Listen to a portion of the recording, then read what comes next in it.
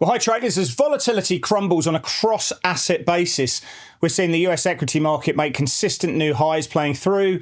The Nikkei's made an all-time high. We're seeing big breakouts and strong momentum moves coming through in the Spanish IBEX, in the Nikkei and the Hang Seng. The ASX has been at an all-time high for most of the session. A poor taking from CBO's report has certainly taken some of the wind out of the sails. Talking about wind in the sails, obviously, you've got to go into the crypto scene. It's alarm bells ringing. We've got Ethereum eyeing a new all-time high. We've got an all-time high coming through in Bitcoin. It's come up onto the radars. The alerts have been triggered. Everyone's been talking about it this morning. We'll ask whether that can continue in earnest. We are seeing a little bit of weakness playing through in the US dollar. The pound is reigning supreme as positioning shorts get unwound. We ask whether that can continue. Sterling CAD is up 9 days in a row. An absolute pillar of strength playing through there as well.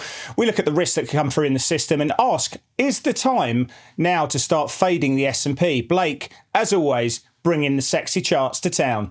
This is The Trade-Off.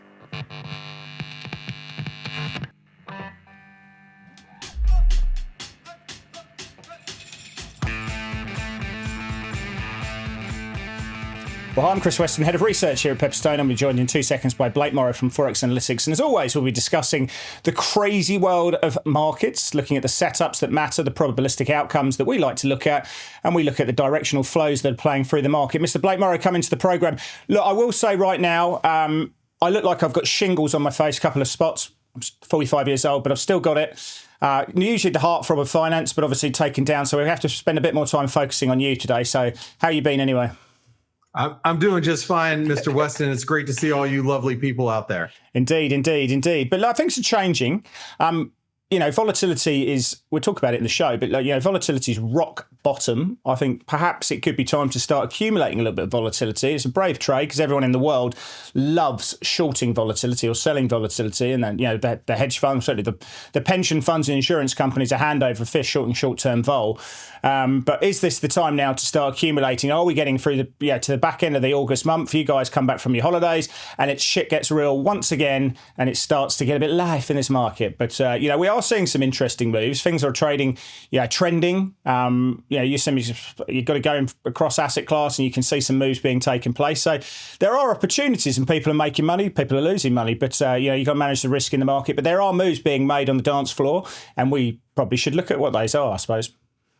We should, and I think we have some charts that might complement one another. Ooh, some sexy charts as always. Anyway, thanks everyone at home for last week's questions and some of your views. We'd like to keep it coming. Smash the like button if you can. Let us know how you're trading the markets. Anyway, let's go into Topical Thunder and explore some of those key thematics.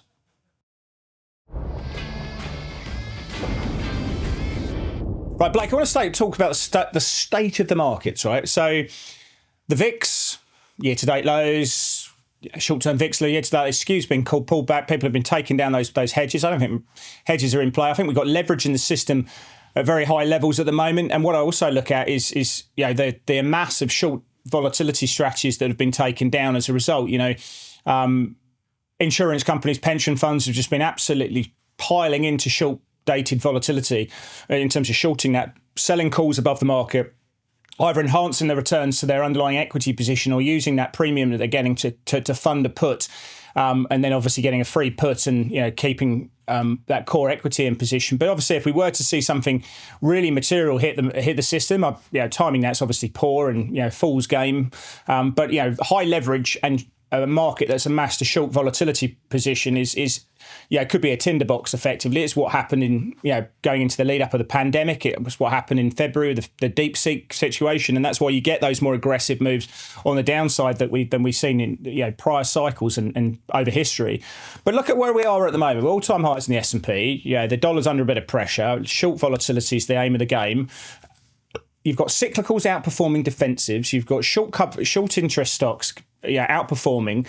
ARC's doing well. Crypto's mooning at the moment.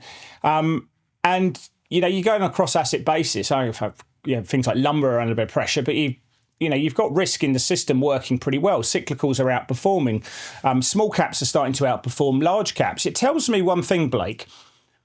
Does the market say Fed policy is too loose and you just take on risk? Is the economic situation okay relative to the market's pricing of interest rates?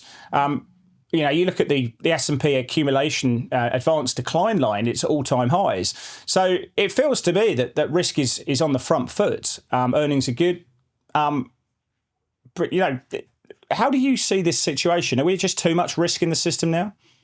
Well, okay. Well, if you're Treasury Secretary Bessent, I mean, he's calling for multiple rate cuts, 50 basis points, 50 basis point clips. I mean,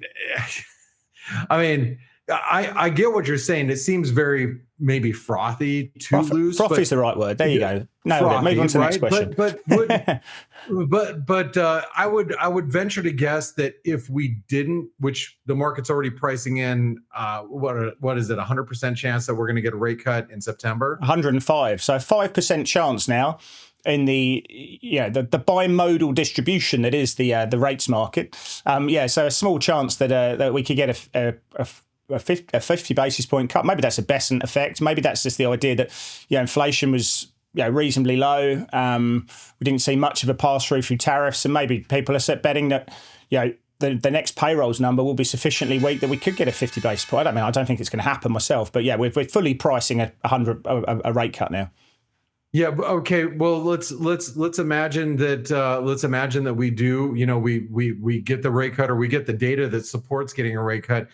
I mean, a lot of traders believe that if the Fed starts cutting rates, it's going to signal the top of the market.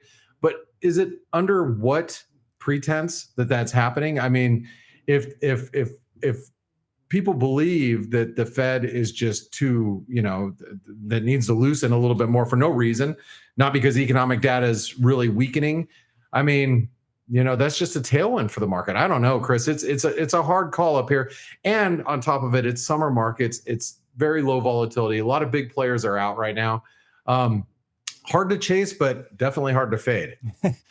The conundrum that is trading. It is a conundrum. But one of the things, and it brings me to our next topic, is really the Russia-U.S.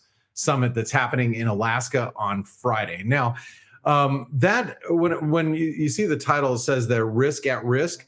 I think risk is at risk of exploding higher because, look, this is going to be the probably initial step of Russia, U.S., Ukraine, possibly Ukraine having trilateral talks. President Trump alluded to the fact that, hey, I'll cancel the next meeting if they don't give up, if they're not willing to give up, territories or whatever, they're not willing to negotiate. But the fact of the matter is, Trump really is pushing for this. He wants a Nobel Peace Prize. Oh. He deserves one. And he deserves one. And he's going to talk, no matter how this meeting comes about. If it moves on to another meeting with, let's say, Ukraine, Zelensky, Putin, and Trump, then it's going to be talked up big time, and we're going to see another boost in risk. Do you see that there is a risk that these talks collapse over the weekend? What are your thoughts? I've been paying huge attention to it. I mean, I think, if we do see a peace agreement, which of course we all hope to happen, you could get a decent pop up in some of the European equity markets. I think if some of the EU stocks could have a 2-3% bounce on the back of that, that would be good. Am I hopeful? Yes. Am I skeptical it will happen? Yes. I mean, I think there couldn't be an agreement from Trump and Putin to do something, but if it means that Ukraine have to cede ground, I think that sort of reduces the whole situation. But as I say, I haven't really been following it too much. I mean, I think if we do see an agreement, it'd probably be the second best thing that ever comes out of Alaska after your mate Sarah Palin. But but we are watching this one closely for the sake of humanity. Obviously, we want to see this an agreement, and then obviously the Zelensky agreeing to it as well. That'd be great to see. And I think, the way I'll be looking to do this, because I think the market has gone some way to suggesting this could happen, but I don't think it's fully priced by any means at all. And we're really bad at pricing these kind of geopolitical risks into markets, as we know from what happened in Iran earlier in the year. I think an agreement, something that puts Zelensky into agreement as well, I think European equity markets go on a flyer and might get a bit more of a boost in the euro to push it a little bit higher as well. So I think that would be how I'll be looking to trade it. What are you thinking? Well, I'm thinking we're going to at least get to the past this weekend and getting to a point where Zelensky, Putin, and Trump sit down, they talk, whether or not they can hash anything out. Because you're right, Ukraine would have to secede some land, some regions, and Zelensky's already said he's not going to do that, right? So right, of course, but. Like I said, getting to the next stage, I think they can get to the next stage, whether it falls apart, and a couple of weeks from now, it's going to be interesting to watch. But we're talking about, what you're discussing with the first subject matter about it's volatility is low, shorts are being squeezed, money's being put into play, crypto's ripping, it's summer markets, volatility is low. Could the market even get goosed a little bit higher even after this weekend coming up? Yeah, well, I think it's all upside risk, to be honest, from this. I think if it falls apart and we go back to a drawing board, the market moves on from that situation very quickly because it's not really been something that's driving markets too much. But if it comes together and we were to see a full agreement and we believe that both countries would adhere to that, then I think that just juices the market a little bit higher and pulls that elastic band a little bit firmer for potentially something to happen further down the line. Sure. Yeah. Well, I know you like look beyond the horizon. So why don't we talk about this next subject? Yeah. Well, the risk events. Yeah, I think that's a good one. So you've got the weekend coming up there. We'll have to see. I don't think there's going to be a huge amount of gapping risk, but if the gapping risk of anything is probably skewed towards the upside there. But I'm looking at the risk events, and on my radar, Blake, if I can take the MIC, I'm looking at US earnings. From a macro perspective rather than a single stock perspective, next week we start running and taking a rule of the US retailer businesses. Walmart's obviously the biggest business in the US, and the question will be whether will their guidance be affected? Will they start looking at raising margins? I think it'll be a politically bad move if Walmart were to suggest they are raising prices as a result of tariffs. I think they'd come under the microphone of the microscope of Donald Trump. I think he'd be pointing the finger pretty quickly at those ones. But some of the retailers have been reporting, and whilst we don't see too many people looking to trade those on a single stock basis, they could come up with something that could move the dial. Obviously, Nvidia on the 27th aftermarket is the big one. The market's pricing high volatility around that because obviously it has the biggest weighting in the index. I don't think Nvidia now has an 8% weighting on the S&P. I don't think we've ever seen a stock have such a big weighting on the market there as well. So a decent volatility move after hours, and you could see S&P, Nasdaq even more so moving. Jackson Hole's probably the big one for me, Blake. 21st, 23rd. Given we're going to get. We don't wait. The next payrolls numbers not till the back end of next month. The Jackson Hole Symposium will obviously on the 21st, 23rd will get some degree of focus. And then I think the big one obviously is the non-farm payrolls on the 5th of September. That's then going to be followed by a CPI print on the 11th of September. And obviously those two prints there give us the indication of what happens in September. The debate at the moment is 25 at 50. I think it should be more 0 and 25. But what other events have you got on the radar?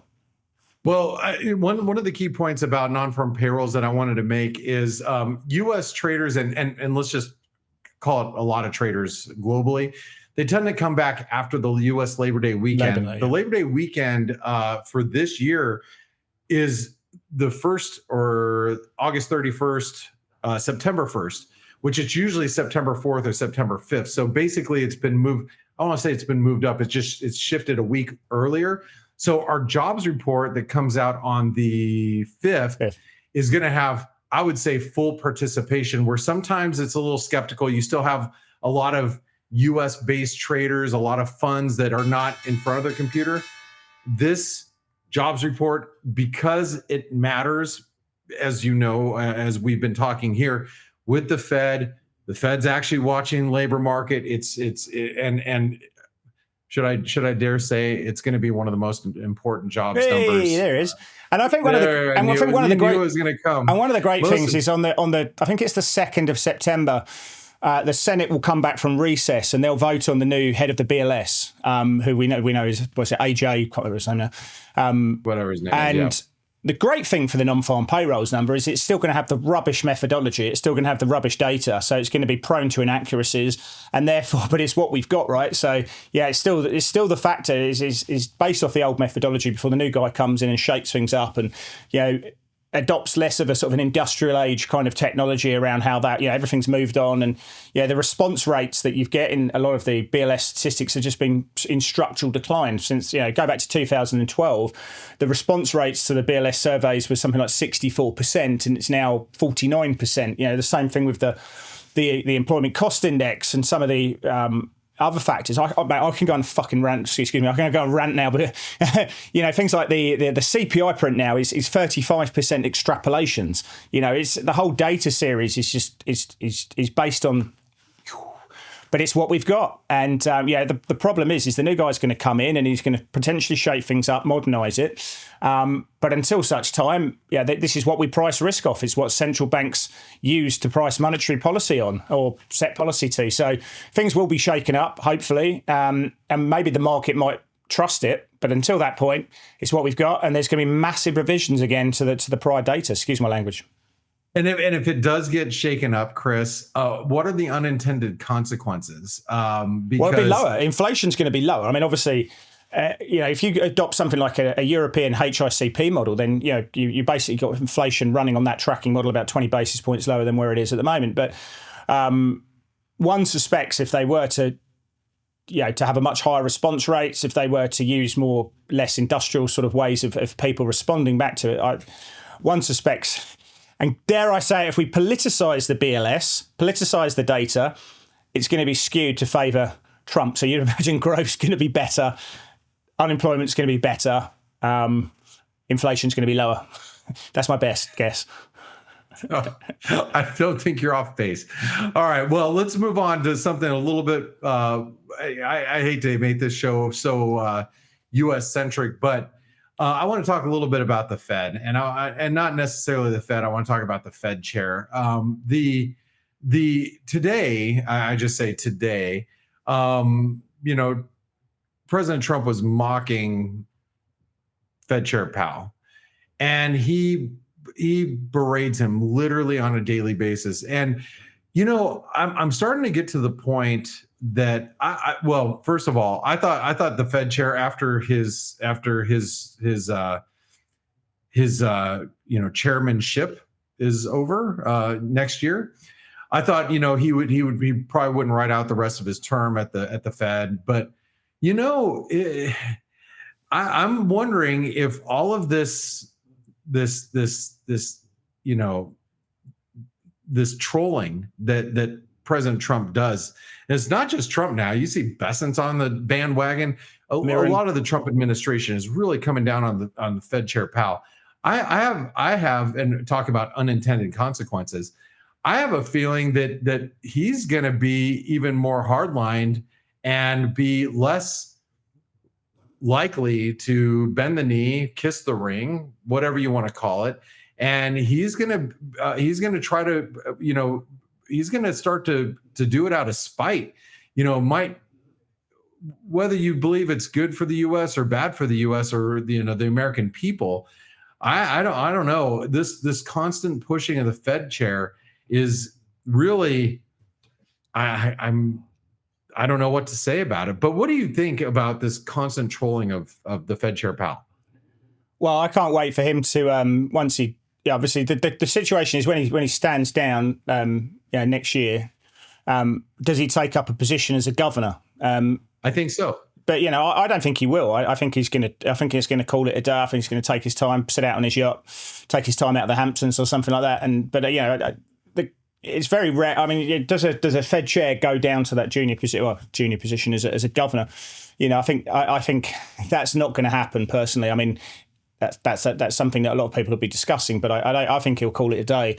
And and there's more people in the play. But yeah, this doesn't do anything. This hasn't done the credibility of the organisation of the Fed any favours at all. I think it's part of the reason why the US dollar looks like it wants to go lower. People are looking at hedging ratios once again and saying this is where we are. And I think the fact is we're pricing a slight chance of a 50 basis point, it's a very small chance of a 50 basis point cut when it looks like core PCE is about to hit above the Fed's target. And that's just a really mad dynamic that you've got risk assets absolutely flying and doing really well. Volatility is so low, and you've got a small chance of a 50 basis point cut when when the labour market, all intents and purposes, is still pretty good, and you've got inflation looking like it wants to go above the Fed's target. I mean, it's just a mad dynamic that shows that their market is seeing an element of politicisation in the Federal Reserve, and that just erodes confidence in the US dollar. And to be fair, I mean, if you're a Bitcoin head, if you're an Ethereum or you're a crypto maxi, I mean, you're looking at this going right now. It's probably just another reason why you want to own something that, well, in some of the cases is decentralised. I think it's probably it sort of fits that. The most important organisation in the financial markets, apart from Trump, being politicised and looking to maybe cut 25, 50 basis points when, there are reasons to strongly say that the Fed shouldn't cut rates in September. It just makes you think, I want to own some crypto or gold. Apparently, other people are thinking the exact same thing, Chris. Maybe everyone. And certainly, these Ethereum treasury departments now, which are entities which are absolutely piling into Ethereum and Bitcoin, and we'll talk about those in a second. Anyway, let's go to That's a Setup.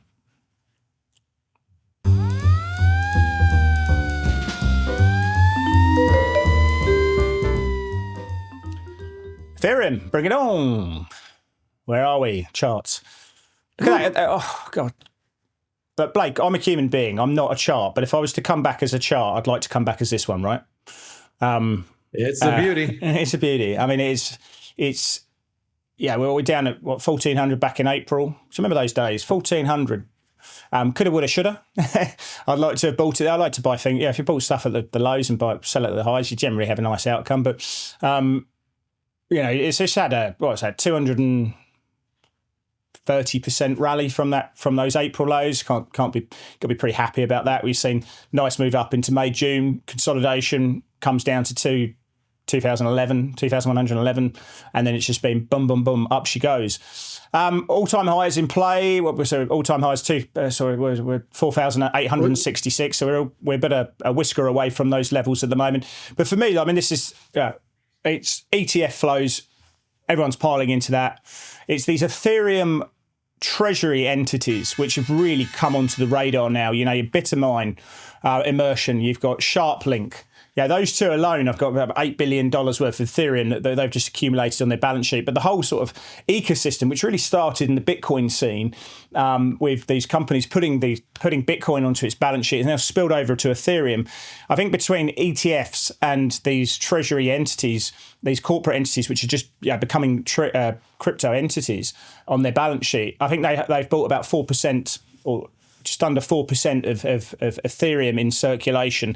And it's going to get more. They're building. There's more companies coming up, and they're holding these on their balance sheet. It's a similar sort of Michael Saylor type model, but they're really influencing and taking supply at the market. And we think that's probably I think that's going to get to about sort of 10-15% over time. And again, so that's just going to push the market up. Obviously, the regulation side of things being, obviously the Genius Act, stable coins are priced off or worked off the Ethereum network. And it's just the flows. It's momentum chase. So does this take to all-time highs? I feel like it's a fait complete, to be honest. But pullbacks are a buying opportunity. And I think the big news today, of course, is that Bitcoin's broken to new all-time highs. And I think that's a reflection of people chasing. But again, it's just down to those inflows into the IB ETF, and it's into the inflows into that we've been seeing from Treasury buyers. So that's really been the thing that's really come onto the radar since June, is these Treasury, these Bitcoin, Ethereum Treasury entities. As I say, I mean, SharpLink's an interesting one. They got about just under 3 billion of Ethereum on its balance sheet now, and they report earnings tomorrow, and they'll probably learn a bit more about that. So this become a major player in the crypto scene, and it's going to get bigger, and that's again putting some tailwinds behind the price there. And I just want to mention that we are trading at all-time highs, as you pointed out. It's also, if you look at this entire chart, it's at the 127% extension. Frankly, if it breaks above 5,000, I mean, we're trading at 5,800. Just would be the next technical level obstacle I would look for, which is, you want to talk, it's already been a 240% move. That would be a 315% move up there. So what a massive move here. I can't remember who it was about 6 years ago when we had a bit of a sell-off. And my father-in-law came to me, and he's a cattleman. He owns a big cattle station up in the Northern Territory, which we go to. And he asked me about this thing called Bitcoin. And I just knew that was the top. So I'm waiting for the phone call. As soon as I get that call, Blake, I'm calling you, and we'll be shorting this bad boy because he's obviously the contrarian indicator. But for now, this thing is hot diggity damn, and it's flying. Well, something that's not so hot is let's look at my first setup. This is Nat Gas. This is the Widowmaker, as a lot of people like to call Nat Gas, and we're below. We just broke through some support that we were at levels that we haven't seen since November of last year. Now, there are some buyers emerging. You can see this is a lower trend line channel support right here, but I'm gonna caution you guys because if we start getting below like 270 in Nat Gas, I mean, we could trade back to the low twos, if not one handle again. And for those of you that want to be on the long side of Nat Gas, these are the levels. This is a setup. That's why we talk about these setups. We're at support right now. Even though it's breaking horizontal support, it's breaking a Fibonacci level, a really critical one, because every Nat Gas contract I looked at, you look at the highs back in March of this year, that spike up that you see there at the very top of the channel, that's a legit high. So we are really at support. We're cracking through fib levels. We're cracking through some horizontal support, but like I said, we get below 270, could really open up the downside. So, you might think it's gassed out because we're at support, but maybe it's just gassing up to go lower here, Chris. So keep an eye on Nat Gas. Well, it's a tough one. Natty, as they call it. I think something like 23% of homeless Americans have traded Nat Gas at some stage. it can, you can make a lot of money very, very quickly. And I think, like you say, it's the Widowmaker. It can hurt if you don't have that risk and don't have that mad respect for Nat Gas. It can hurt pretty badly. So I think it's a great trading market, but you've got to respect it in that capacity, and obviously have that risk management plan absolutely down pat, or it can hurt. Anyway, let's go to sterling CAD, and I brought this up specifically, not because it's just coming into the top end of the range at 180. I think that's an interesting one. Is it 185? So my eyesight's absolutely appalling these days. But it's coming to the top end of the range. I brought this up because it's up for 9 consecutive days. Now, I did a scan of the markets this morning looking for things that have moved up on consecutive basis, and there really isn't anything that's moved up as well. I mean, I think the Spanish IBEX is up for 8 straight days in a row. But if you're looking for stuff that can move in a consistent basis, sterling CAD's done very well. I mean, we've got sterling cable trading just shy of 136. I think it probably trades there in the moment. I don't want to fade this move at the moment. It doesn't feel right. It's one of those, buying the pound is like one of those things where you buy it, and then you go home and you chastise, you beat yourself and go, I feel dirty. It feels rotten buying it. But you do it because the market's telling you they like it. And maybe it's something that's, some of the positioning, some of the shorts have come out. But it just never feels right buying the pound with the stagflationary environment playing through. They are moving to the end of their rate cycle. We've got in the UK, I think, 48 basis points to get to trough.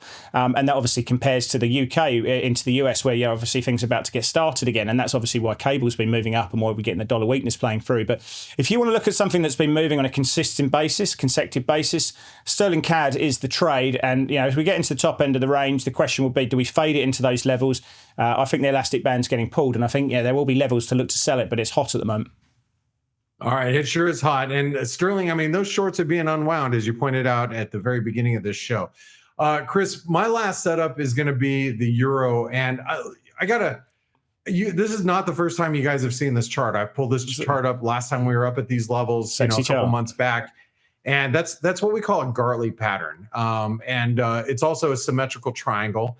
And that comes in, the top of that comes in around 120. So the question I keep asking myself at this point is, does the euro have some unfinished business at 120? As we were talking about a little bit earlier, between what's happening with Russia and the US and Ukraine, the fact of the matter is, if there is some sort of deal that's put together, we could see, as Westy pointed out, you could see some European assets. The euro you could throw right in that bucket.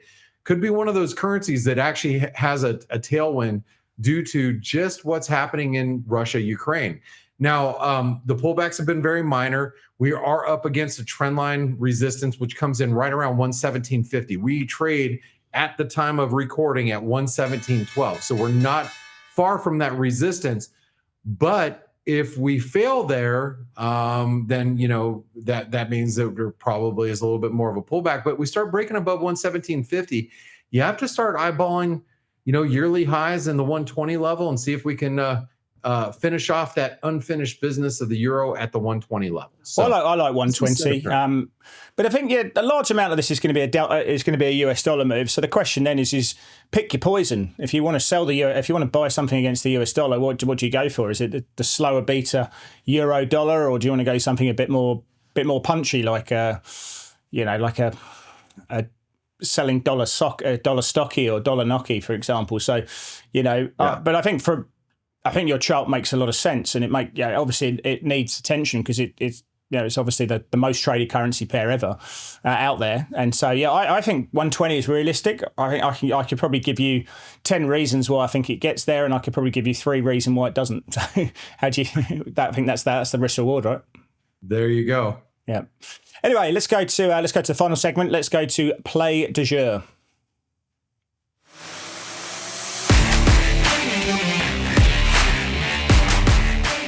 Right, I think we've got something that may complement each other, which is maybe positive, maybe scary, maybe a bad thing. I don't know, but one thing that I don't like thinking of contrarian. My trading styles are generally following the flows, moving with the momentum, and buying pullbacks within that, maybe a bit of a swing, but generally just buying breakouts, and just when the collective all think as one, we go along with that. And it's about sort of looking at where the market wants to go based on the probabilities. But one thing we are looking at is whether the question is now, is it time to buy volatility? If you look at put call skew in the market, it's come right down to year-to-date lows. The VIX is trading at a discount now to realised volatility, which is insane. So what we call the volatility risk premium has come right down. Equities at all-time highs, leveraging the system that we talked about. But everyone's been selling volatility.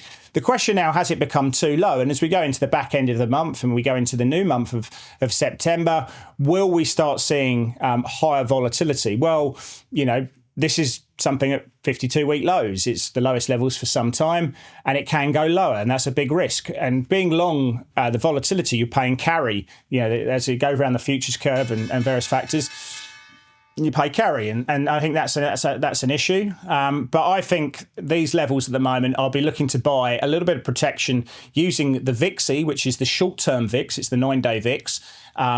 And it's an ETF, so obviously that's subject to closing, but you can just use a CFD as well. I think this is the time now to very gently start adding a bit of volatility into the portfolio. Not cutting out of the core longs. I still think that they're a good place to be.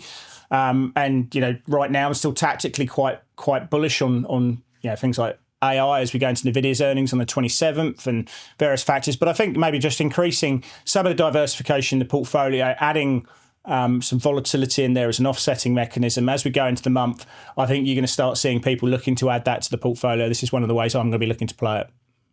Oh, wow. Well, you know what, Chris? Insurance is cheap right now. It sure is, right? Everyone's been just selling it, and it's insatiable. These insurance pension companies just selling these overriding strategies. It's crazy. It is crazy, but I'm gonna bring a chart that might actually complement what your idea is, and that's going to be the S&P. Now, this wave count should not be new to you if you're a viewer here, a regular listener on this on the show. And if you listen to like my week ahead videos that I do every week, I've been talking about the wave 5 completing around the 60 525 level, and we're only a hop, skip, and a jump away from it right now.